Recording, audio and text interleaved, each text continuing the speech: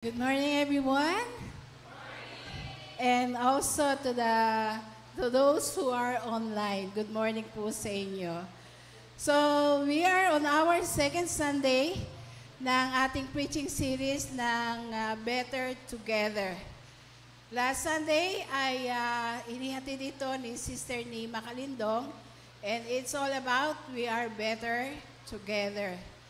So, to summarize yung kanyang message, last Sunday ay sabi doon, ang Diyos mismo ang nagsabi na hindi mabuti na mag-isa ang tao. Kaya ang Diyos ang nagbigay ng angkop na makakasama at makakatulong ng tao. At ito ay para sa kanyang ikabubuti, gayon din sa kanyang ikalalago. So today we have another message to share on Better Together, and ang title nito ay We Need Each Other. So before that, tayo muna ay dumulog sa isang panalangin.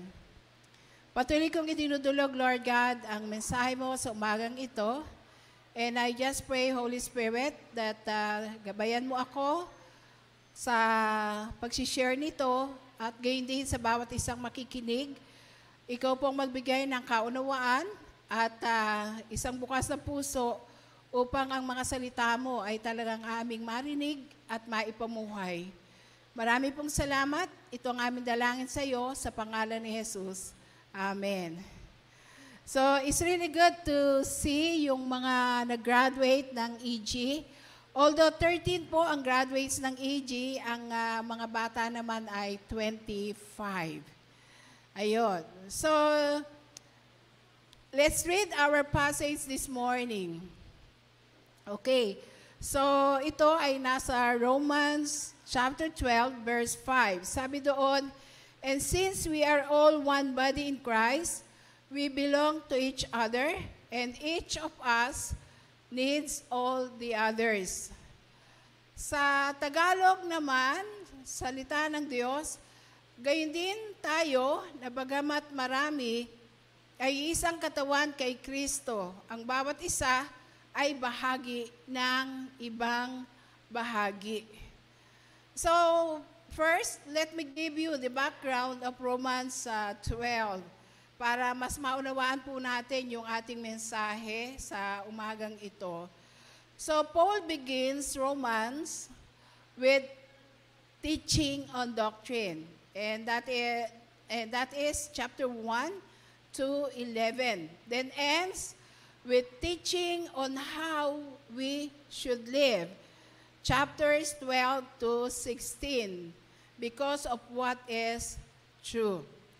Actually, tatak po ni Apostle Paul itong ganitong klase. Nasa kanyang mga epistles, pasisimulan niya yung first part sa doctrine, teaching on doctrine, and later, ang yung huling bahagi, mostly ay practical teaching.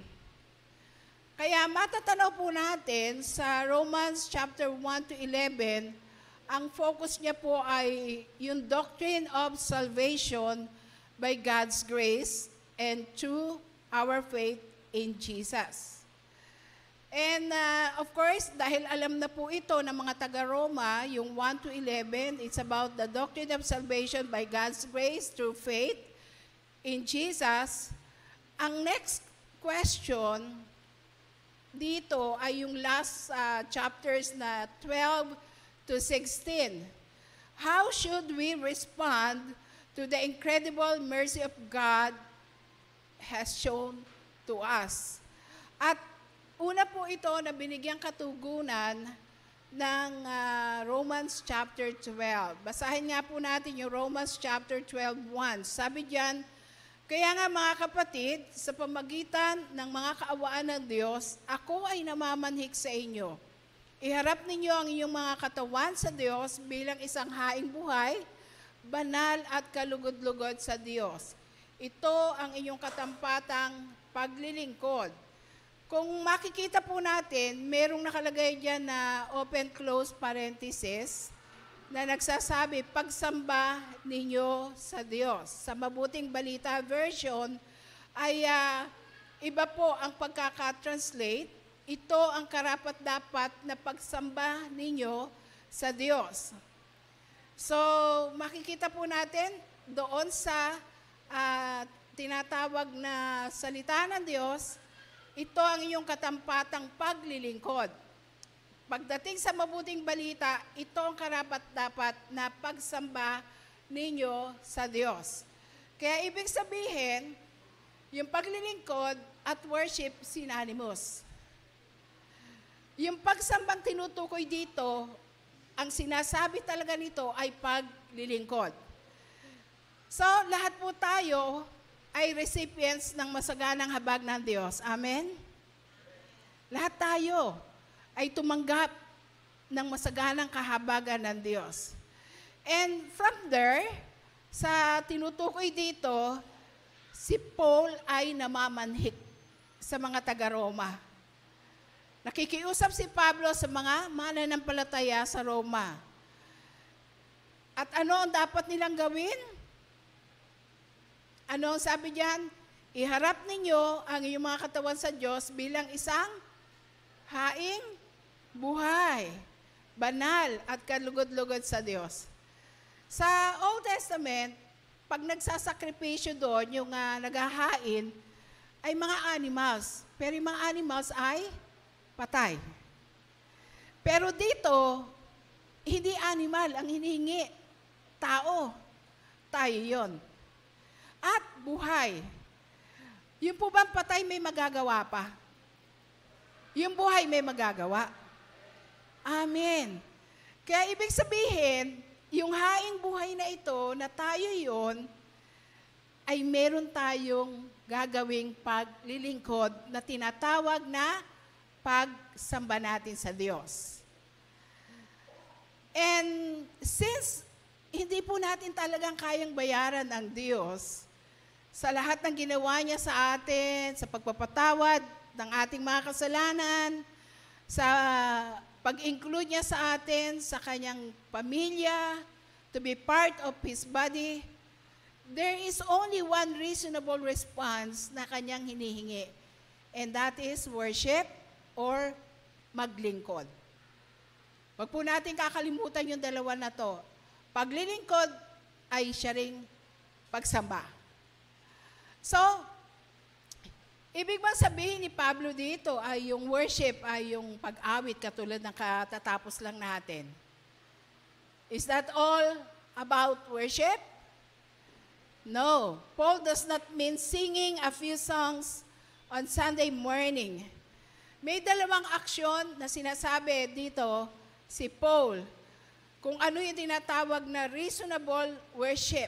And this is in the form of presenting our bodies, which means our entire lives. Hindi sa araw na ito, bibigay ko yung buhay ko, sa susunod, hindi na. Ibig sabihin, o kaya, paa lang ang ibibigay ko, o kamay lang. Partial presentation ng bodies. Possible ba yun? No. So, he describes our reasonable worship in the form of presenting our bodies, which means our entire lives sa Diyos, which is holy and acceptable sacrifices. When we say holy and acceptable sacrifices, banal at kalugod-lugod sa Diyos, ito ay ginawa ng Diyos mismo sa atin. Sabi sa part ng other Romans, we were justified by faith. Kaya whenever we come to the Lord, ang nakikita ng Panginoon sa atin, we are holy, acceptable na yung kalugod-lugod tayo sa Diyos. So, nakikita na po natin. The second one, once we present our bodies, itong buhay na ito, ang another one is yung self-sacrificing worship na ito ay gugugulin mo sa paglilingkod sa Diyos at sa kapwa mananampalataya sa katawan ni Kristo. So to the Lord, yung servisyo na ito to the Lord and to other believers in the body of Christ. So nakukuha niyo po ano? And pag ito'y tatanawin po natin, itong ganitong klase ng worship, this requires transformation through the renewing of our minds. Ganito po ba yung concept natin ng worship? O ganito ba yung concept natin ng paglilingkod? Presenting our bodies, then serving the Lord and the body, yung member of the body of Christ. Pwede ako maglingkod sa Diyos pero hindi kita paglilingkuran. Pwede ba yon? That cannot be. Kaya nga, this requires transformation through the renewing of our minds. Kailangang mabago ang ating kaisipan. Kailangang maunawaan natin ano ang nais ng Diyos, hindi kung ano ang nais natin. Kaya pagbabasahin po natin yung verse 2 ng Romans 12, ganito ang pagkakasabi. Huwag kayong makiayon sa takbo ng mundong ito. Sa halip, hayaan niyong baguhin ng Diyos ang inyong pag-iisip upang maunawaan ninyo ang kanyang kalooban. Sa gayon, magagawa niyo kung ano ang mabuti at kalugod-lugod at ganap na kalooban ng Diyos. Napakayaman ang salitang ito. Ito daw po ang dapat maging takbo ng ating isipan. Ito, hayaan daw nating baguhin ng Diyos ang ating mga pag-iisip. Minsan nakikipagtagisan tayo ng talino kay Lord. Tama ba? Lord, ito yung gusto ko. Sabi ng Lord, hindi yan ang gusto ko. Lord, mas mabuti ito sa akin. Hindi yan mabuti sa iyo at hindi yan mabuti sa katawan ko. May mga chance po tayong ganoon. Kaya nga napakaganda, pabayaan natin ang Diyos na baguhin ang ating kaisipan. Minsan matalino pa tayo kay Lord. Kaya tayo napapahamak. Kaya nakakasakit tayo ng katawan. Nakakasakit tayo sa body of Christ. Kaya, ang sabi diyan, hayaan yung baguhin ng Diyos ang iyong pag-iisip. Para ano? Para maunawaan natin ang kanyang kalooban. Nang sa gayon, magagawa ninyo kung ano ang tama, mabuti, kalugod-lugod, at ganap na kalooban ng Diyos. Amen. We need to be renewed by our minds. So in order for us to live God's purpose, we need to renew our minds. Pabago natin kay Lord ang ating mga kaisipan. Another advice ni Paul ay nasa verse 3. Ang sabi niyan, huwag niyong pahalagahan ang iyong sarili nang higit sa nararapat. Sa halip, pakaisipin niyong mabuti ang tunay niyong katayuan ayon sa sukat ng pananampalatayang ipinagkaloob ng Diyos sa bawat isa sa inyo. Ano ibig sabihin nito?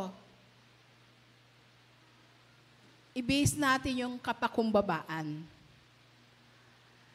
Ano ginagawa ng pride sa atin?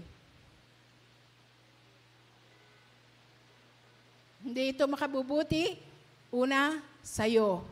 Hindi ito makabubuti sa Diyos, hindi ito makabubuti sa bawat miyembro sa katawan ni Kristo. So, ano ibig sabihin dito ng true worship o service? This act of worship in the form of self-sacrificing service requires a renewed mind and an act of humility. And this kind of service should be or must be conducted in the body of Christ. At ito ngayon ang tatanawin natin. Dahil tayong lahat, na bagamat marami, ay isang katawan kay Kristo, ang bawat isa ay bahagi ng ibang bahagi. Kaya pag tinanaw nyo yung katabi nyo, kabahagi nyo siya. Pag tinanaw nyo yung sarili nyo, hindi kayo nag-iisa, may kasama kayo. At marami yun. Hindi lang isa, dalawa, tatlo, apat.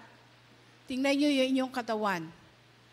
So, this morning, we will find out the 3 truths, 3 katotohanan that we need to know so we could fully function as member of His body. Gusto nyo ba yon? So we could function, fully function as part of His body. We have to know these 3 truths. Number 1, first, we are all one body in Christ. Yan ang sabi sa Romans 12:5, yung unang bahagi. And since we are all one body in Christ. Na bagamat marami, ay isang katawan kay Kristo. Tayo po ay isang katawan kay Kristo, bagamat marami tayo. Amen. We become members of the body of Christ through the new birth, which unites us to all other born-again believer. When we became born again, tayo po ay pinanganak din sa pamilya ng Diyos na tinatawag na body of Christ. Kaya, dahil doon, lahat ng mga iba pang believers ay naging kapatid natin sa Panginoon. All other believers become His brothers or sisters. Hindi ka naging kabahagi ng church by natural birth. There's no such thing. But by the new birth, through believing in Jesus Christ as Lord and Savior. So the church as the body of Christ means that God has not called us to be Christians in isolation, but in relationship with one another. Kaya huwag niyong isipin, nang nakilala niyo ang Panginoon, mag-isa ka lang. There is no such thing. Yung tinatawag na Christians in isolation. Kung paano ang katawan ay binubuo ng maraming bahagi at magkakaiba ang gawain ng mga ito, gayon din naman, kahit na tayo ay marami, nabubuo tayo sa isang katawan ni Kristo at tayong lahat ay bahagi ng isa't isa. Ang illustration na maganda rito, yung great example na pwede natin makita ay yung mismong tinukoy dito. Yung katawan natin, physical bodies. Marami ito. It has many organs, many parts, but each part cannot exist on its own. Amen ba? Halimbawa, ano ba yung part ng body? Sabihin natin kamay. Makapag-function ba yung kamay kung siya ay nakat sa body? Hindi. Definitely, mamamatay siya. At yung naiwanan, magsasuffer. May effect. Bad effect. Kaya tingnan natin kung ito yung inalintulad sa atin. Pag nag-malfunction ka sa katawan ni Kristo, apektado ka na, apektado rin ang kabuuan. So, mahalaga yan. Kaya nga, being a part of the body is what enables the various parts to operate within their function. Yung mismong katawan na ito ang tumutulong sa'yo para mag-function ka properly. Katulad ng puso, ito yung nagpapump ng blood throughout the body. Pag nagkaroon ng problema ang puso, ano nangyayari? Nagmamalfunction ng kabuuan. Yung ating spine, yung skeletal system, it supports the entire operation ng katawan natin. So, pagka nagkaroon ito ng problema, it affects the whole body. Yung mga muscles natin, ito yung nag-enable sa atin to move. Pag nag-malfunction ang muscle, katulad ko ngayon, imbalance, may effect ito sa akin. Hindi ako makapag-function, hindi ma-enable na makagalaw-galaw ako ng malawakan. So, ano ibig sabihin nito? Yung bawat bahagi, they work together to create a living human being capable of great things. Kaya, minsan, pagka may mga nakikita kong post, buti pa sila. Yan na, ganyan. Pero before ay nagpa-function naman properly yung aking katawan.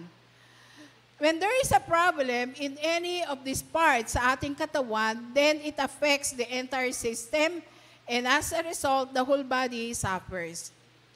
Then the same is true within the body of Christ. We have different functions, we have different gifts, we have different strengths, but they complement other parts of the body. Kaya nga, when operating, bawat isa sa atin, when we operate as God designed us, we are blessing the entire body. When we don't operate the way we were designed, then the body suffers. Nakikita niyo po ba yung halaga ng bawat isa sa inyo sa kabuuan? Kala lang natin walang epekto yon. Mayroon. Napakahalaga ng bawat isa sa inyo para mag-function ang ating iglesia as it should. So, we are mutually dependent on one another. And the makeup of the whole body far outweighs the sum of the individual parts. Napakahalaga po nito na tayo pong lahat ay bahagi ng katawan ni Kristo. We are all one body in Christ.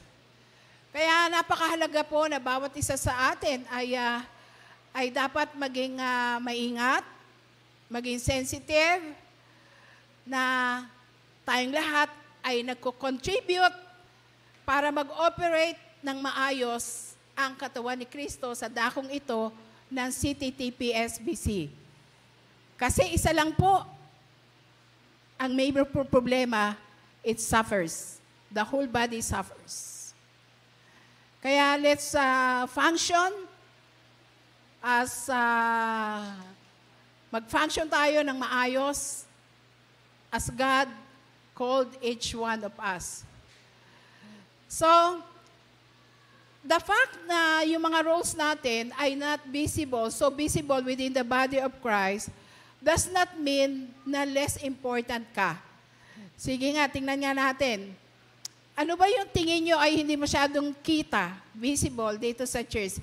Usually, ang mga visible ay nasa mga frontliners, right? Yung mga nananalangin, visible ba kayo? Hindi.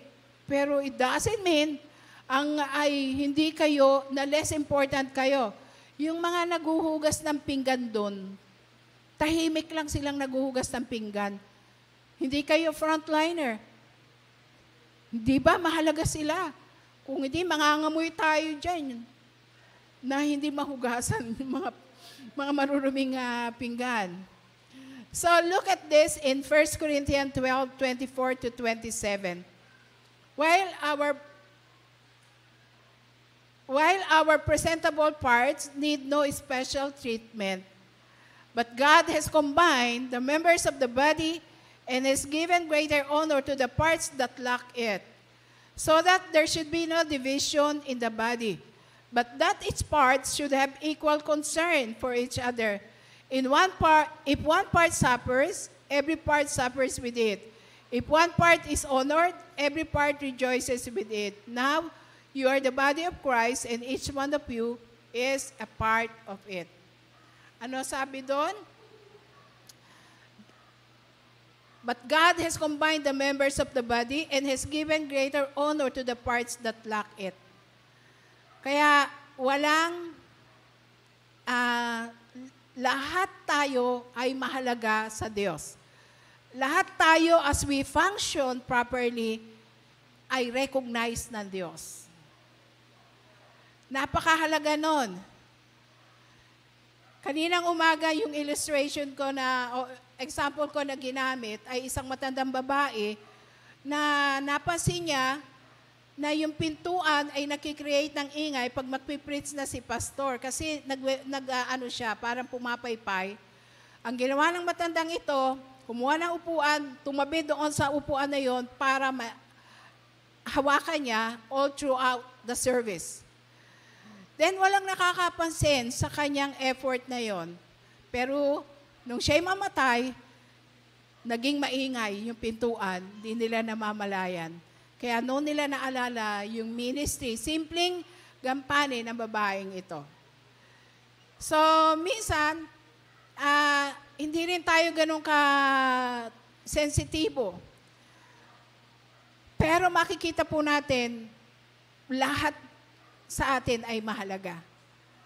Yung mga nagtuturo ng bata, yung mga tagapagtahimik ng mga magugulo o may ingay na bata, hindi simpleng ministry yun. Pero, malaking factor ang gampanin nila. Kaya nga, napakahalaga yung sinabi sa Romans 12:2, this is why we need to renew our minds and prove the will of God for our lives. So each part is necessary and each part blesses the body of Christ. So again, we are all one body in Christ. And we become members of the body of Christ through the new birth.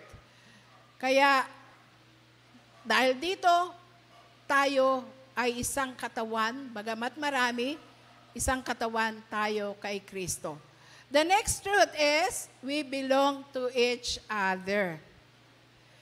Dahil ikaw ay kabahagi ng katawan ni Kristo, the next truth is, we belong to each other. I belong to you, you belong to me. Gaano ba kahalaga ito? Yan yung sabi rito, we belong to each other. Yung sa The Message na translation ay ganito. Each of us finds our meaning and function as a part of His body. Nagiging makabuluhan ka when you are needed, right? Nagiging makabuluhan ka pag may papel kang ginagampanan tumutulong sa kabuuan ng iglesia.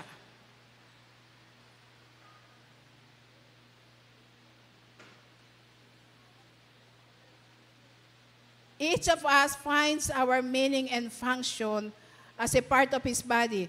Kung nag-iisa ka, kainin mo ibibigay yung paglilingkod mo? Sino mag-a-appreciate nung husay mo? How can you celebrate your success kung nag-iisa ka lang? Walang makaka-appreciate sa'yo. Kasi hindi ka belong. Kaya nga, mga kapatid, tandaan po natin ito.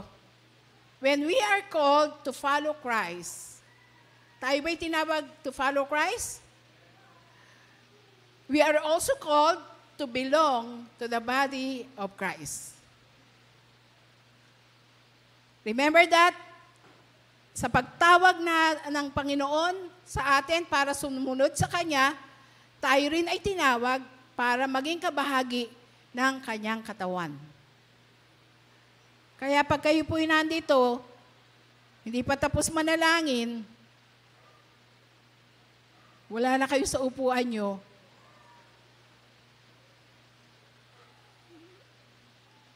do you feel you belong? Kaya kayo umaalis o hindi?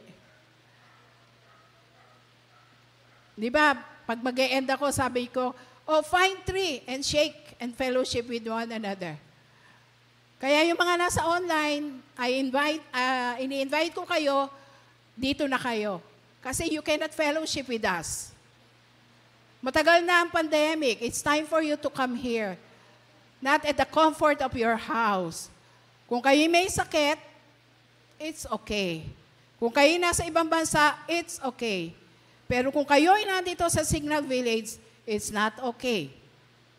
As your pastor, I'm reminding you to come over and be a blessing and be blessed by others. Okay? Palakpakan po natin ang Panginoon.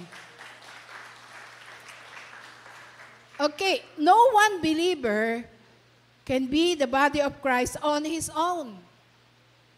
Next slide. Okay. No one believer can be the body of Christ on his own. We need others in order to fully express the shape God has given us. It is when we are together, not when we were separated, that we are his body. Remember that. These are truths. Kaya nga, life is all about God and each other.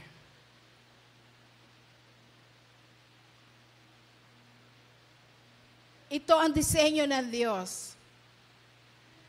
The Christian life is not designed to be lived in isolation. Those who try to do it, those who try that way will cross sooner. No lone ranger in the body of Christ. So, as a family of God, we belong to each other. Remember, it's all about God and each other. We cannot enjoy life unless we enjoy it together as a church. Di ba mas masarap pagsama-sama tayo tuwing linggo? Mas masarap yung family camp. Di ba? Enjoy natin yung family camp. Kaya marami na nagsasabi sa akin, Pastor Nina, kailan tayo magfa-family camp ulit? Ilang taon na ba yung nakalipas doon sa Woodland? Naku, alam ni Eliza, 6 na taon na. Sige. So, a healthy church certainly will attract unhealthy people. As well as yung tinatawag na unusual people or socially difficult people. Ito rin po yung picture ng healthy church na sometimes makaka-attract tayo ng tinatawag na mga unusual. Yung bang kakaiba? May mga iba-ibang personality tayo. Merong mga socially difficult people, parang kahirap niyang pakibagayan. Ayan. So, ano ibig sabihin nun? As part of the body, along the way, since we belong to each other, we need to adjust along the way.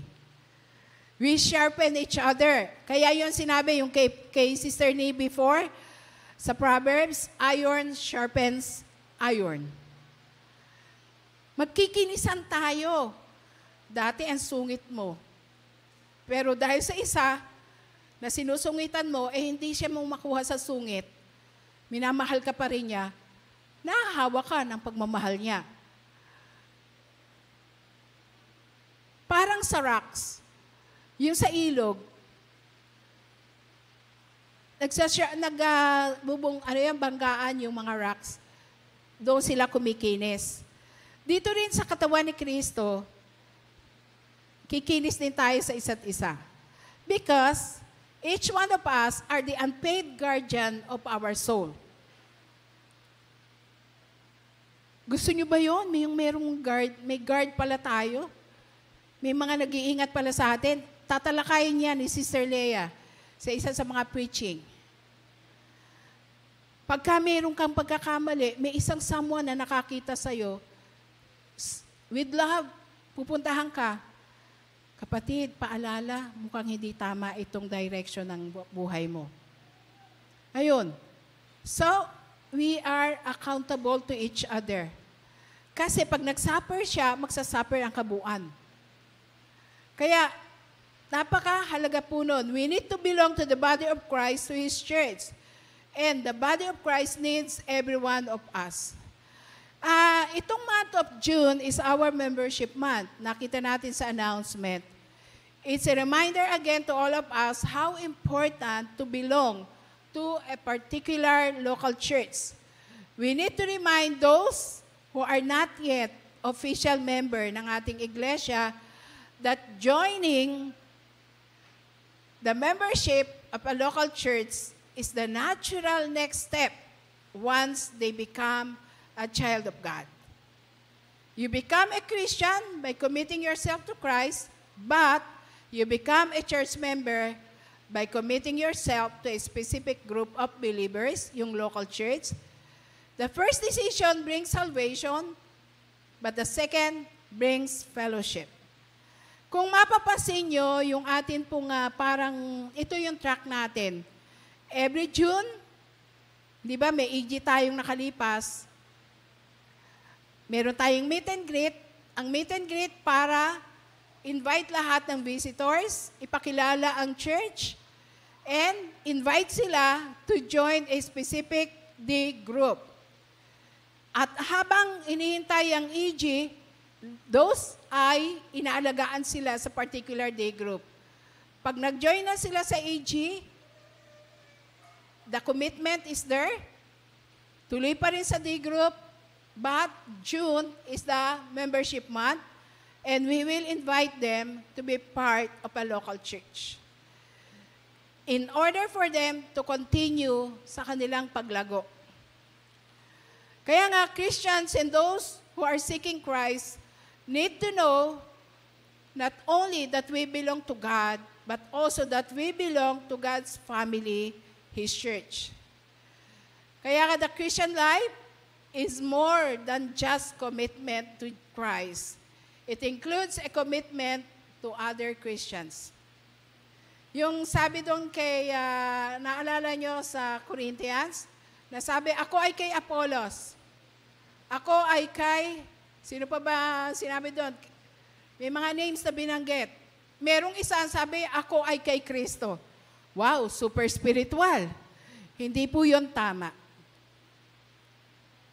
That's not biblical because God designed us to be with each other with the body of Christ. Kaya, there's no such thing, Kaya yung commitment natin is not just commitment kay Christ, but also commitment to other fellow Christians. Ang modelo po diyan ay yung pong early church sa Jerusalem, sa Acts chapter 2. So, araw-araw sila po ay nagtitipon at nag-aaral ng salita ng Diyos. Dumating ang pagkakataon, may pangangailangan. Ang iba ay nagbenta ng mga property para i-feed yung mga nangangailangan. So, andun yung house-to-house fellowship, interacting with one another on a deeper level. At ito ang dapat mangyari sa atin. Ito ang dapat mangyari sa atin. Naalala ko nung pandemic, marami tayong mga kapatiran na nagkasakit, nagkaroon tayo ng yung COVID, may namatay. Pero alam niyo po ba ang nangyari? Because of one anothering, nagtulong-tulong tayo, kanya-kanyang papel na ginampanan, even online, nagkakaroon tayo ng funeral service, ng gawain, at ito'y naging malaking tulong para tayo ay makasurvive ng sama-sama. So, may mga ayuda na ipinagkaloob at yung nagbibigay ng ayuda, hindi nila iniisip yung sarili nila. Naghatid-hatid sa kanya-kanyang tahanan. Merong namamalengke, nandun lang sa gate. So, that's how the body of Christ should work. Hindi ba? Tayo ay naging matagumpay na isang iglesia.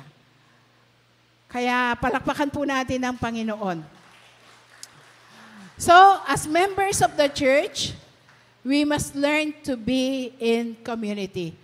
Huwag na po nating pahirapan yung mga pastor nyo. Huwag nyo na pong pahirapan yung mga day group leaders nyo. Umattend na kayo ng mga day group meetings, men's fellowship, women's fellowship. At kung ano yung mga need nyo, i-address nyo. Huwag kayong manahimik. Kasi kung mananahimik kayo, ano yung malay nyo? Sabi ni Ate Lita, hindi ka naman nagsasabi, meron naman po pwedeng mag-sponsor sa'yo. O, yan.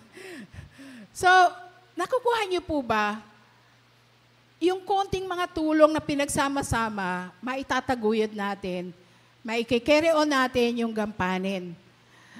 Kaya napakahalaga po nun. Kaya nga, ang question ko ngayon, do you want to find your meaning and function in life? Nais niyo po ba na makita yung tunay na kahulugan at yung gampanin ninyo sa buhay? Makikita niyo po ito in the context of our community in the body of Christ. Bilang kabahagi ng kanyang iglesia. So, the third truths. We all need each other. We all need each other. And since we are all one body in Christ, we belong to each other, and each of us needs all the others. So God created us to live in relationship. Through our relationship, we benefit each other. Together, we accomplish more. Ecclesiastes 4:9, two people can accomplish more than twice as much as one. They get a better return for their labor. Sabi ng Romans 12:4, then 6-8, sabi niya kung paanong ang katawan ay binubuo ng maraming bahagi at magkakaiba ang gawain ng mga ito. Tumatanggap tayo ng iba't ibang kaloob ayon sa kagandahang loob ng Diyos. Kaya't gamitin natin ang mga kaloob na iyan. Kung ang ating kaloob ay pagsasalita ng pahayag mula sa Diyos, magpahayag tayo ayon sa sukat ng ating pananampalataya. Kung paglilingkod ang ating kaloob, maglingkod tayo. Magturo ang tumanggap ng kaloob sa pagtuturo. Magpalakas ng loob ang may kaloob sa pagpapalakas ng loob. Kung pagbibigay ang inyong kaloob, magbigay kayo ng buong puso. Kung pamumuno naman, mamuno kayo ng buong sikap. Kung pagkakawang gawa ang inyong kaloob, gawin niyo iyan ng buong galak. The Lord designed us na hindi nasa atin ang lahat so that we could benefit from each other through the gifts na tinanggap po natin. That's not for you, that's for the body of Christ. Amen? Mayroong kanya-kanyang specific gifts, but you should function for the body. To help the church to support one another. That's why we all need each other. Pwede nyo ba sabihin sa katabi nyo, I need you and you need me.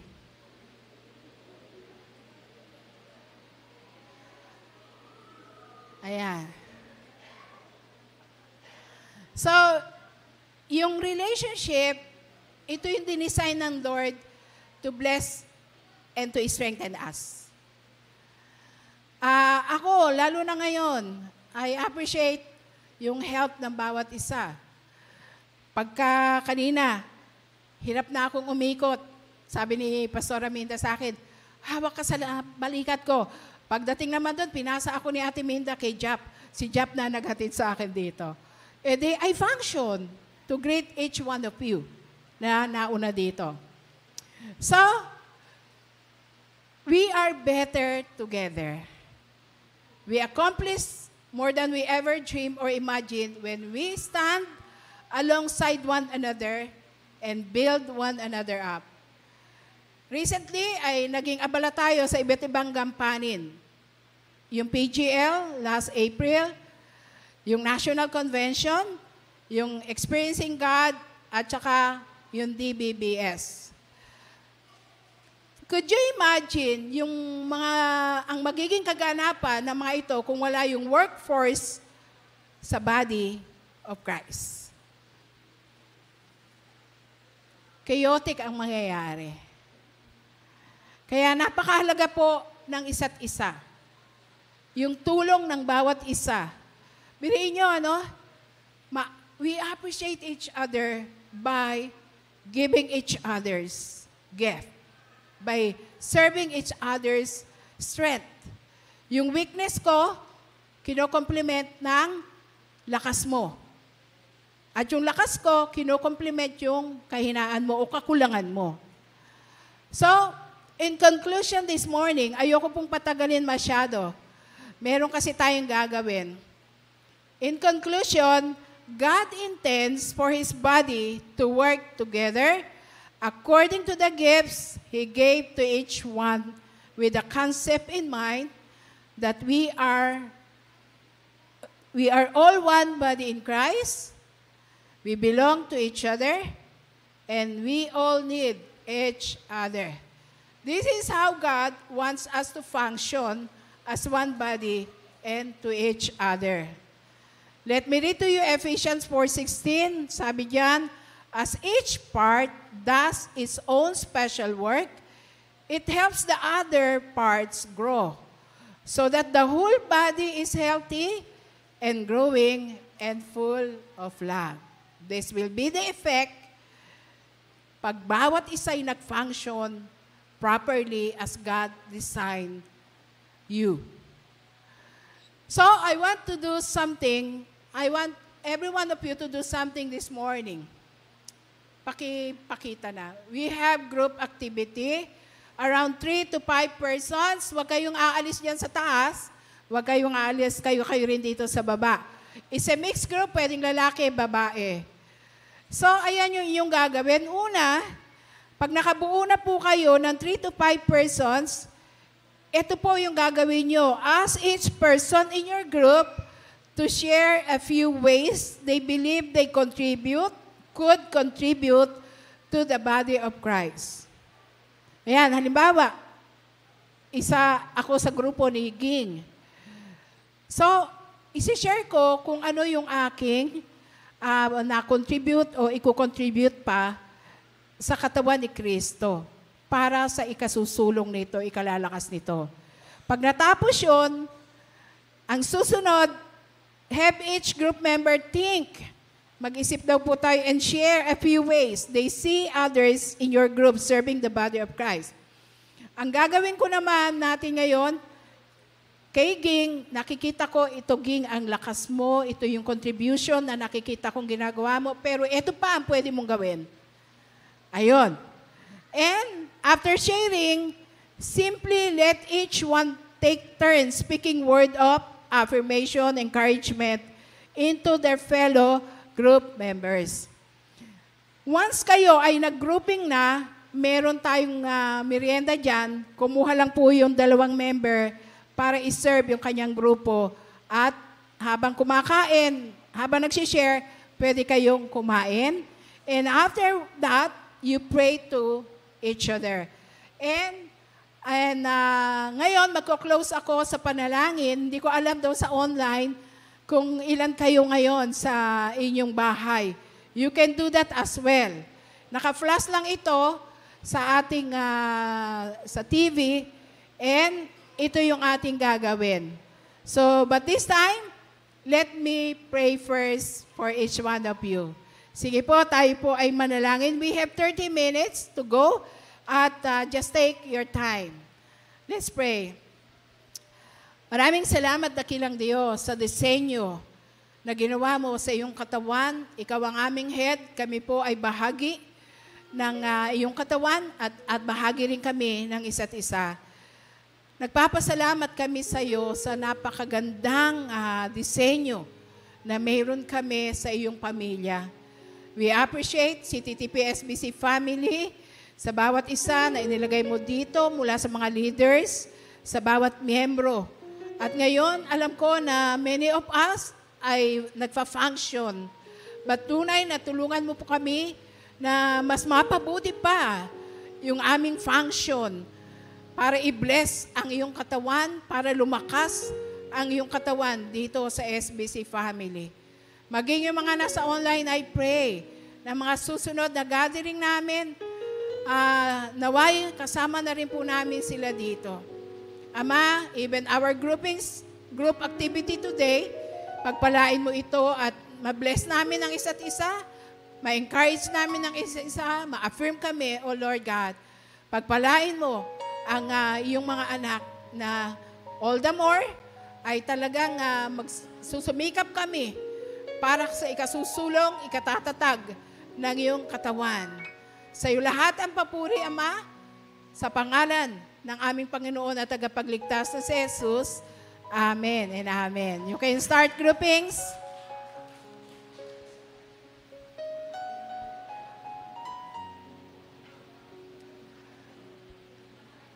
Maggrupo lang po kayo dyan, 3 to 5. 3 to 5. Then, may pagkain na rin po na nandyan sa mezzanine floor.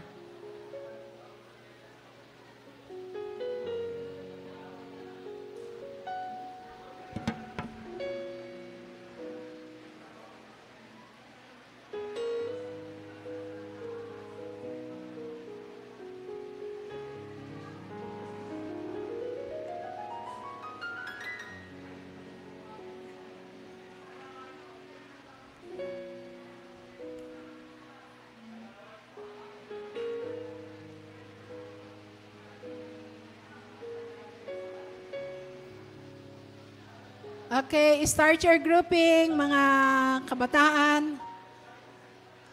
Sige, pwede kayong magharapan, baba kayo ng konti.